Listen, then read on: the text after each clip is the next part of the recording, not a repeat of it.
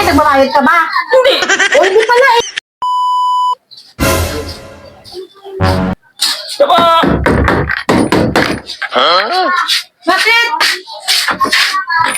Ba't naman natin naman ako ng internet? Eh, nagpalit kami ng password. Bakit?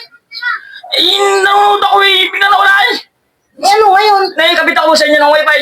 Nakikamit ako. Kaya nga, nagpalit kami ng password. Eh, sa usunod pa kayo kapay ng password, papalam nyo sa akin. Eh, bakit?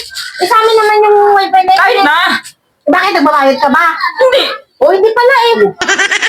Ano masama doon eh, nakikabit na naman ako. Eh, kaya nga, nakikikabit ka nga eh. Tapos hindi ka nagbabayad, ikaw pa yung magagalit.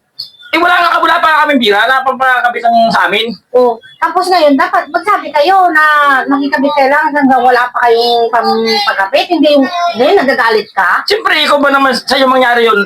Nanonood ka tapos bigla ka nawala ng internet. O, magkakait ka rin siguro. Eh, so, ibig sabihin, kasalanan pa namin. Oo, dapat alam nyo pag kayong kapay ng password. Sinasabi ko eh, ikaw na nga nakikikabit, ikaw pa yung magalit ngayon. Siyempre, ganun talaga yun. Ay, ganoon talaga yun. Ganda-ganda ng Eh, bakit palong kasi ko hindi eh. ka magkakabit ng sarili mo? Wala pa mong pira. Tutulogin nga yan, Ben. Eh, ito kasi di ba nagpalit tayo ng password, tapos ngayon nawala daw sila ng internet. Eh, syempre, pinapalitan natin yung ano, tapos nga nagagalit ngayon. Ba't yung nagalit? Pre, na problema, pre? Sarap-sarap pa dami ng mga bata. Nanonood kami ng pelikula. Nawala nga yung wifi. Sinasawa sa bahay nito? Kapitbahay natin doon, no?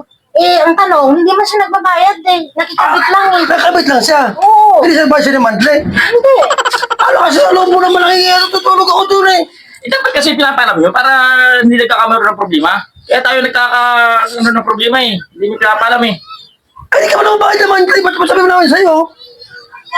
Kahit na hindi ako nagbabayad, dapat ay pinapalam mo. Sunod laki na to. Ewan ko ba sa kanya Kapag eh. ka na magalit sa amin ah.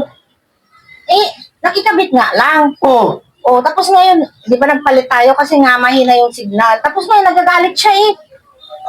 Patay mo kabit sa sarili mo, wifi. Wala pang ang pira, wala pang budget. Hindi pa kaya. Kaya nangikabit lang ako muna. Tutulog ako doon, nabulabog siya. Ayos ka rin ano. Yun lang, sa susunod ay sabihin nyo sa akin, baka magbalik. Umuwi ka na nga, nasa loob mo ah. Dahil dyan. Ang tao yan. Ewan ko nga, ba't nagalit siya bigla? Tutulog ako. Kaya mo na siya. Ay na. Kaya mo siya. A few moments later. Ito po, ate. Ano? Nagagalit ka na naman? Hindi te. Nahinga ko pasensya kanina. Sabi ko.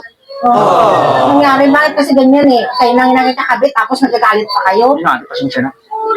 Nabigla lang ako. Ba't balik pa yan? Ano yan? Problema mo? Babalik ka pa. Hindi, pasensya na kuya, pasensya na. Ha? Pasensya na. At nagkamali ako kanina.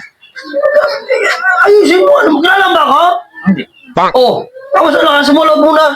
Kabago-bago mo rito eh. Ilang taon ako katira dito eh. Wala sa loob mo mag-kuha sa amin ah. Palisan mo na yan mamaya.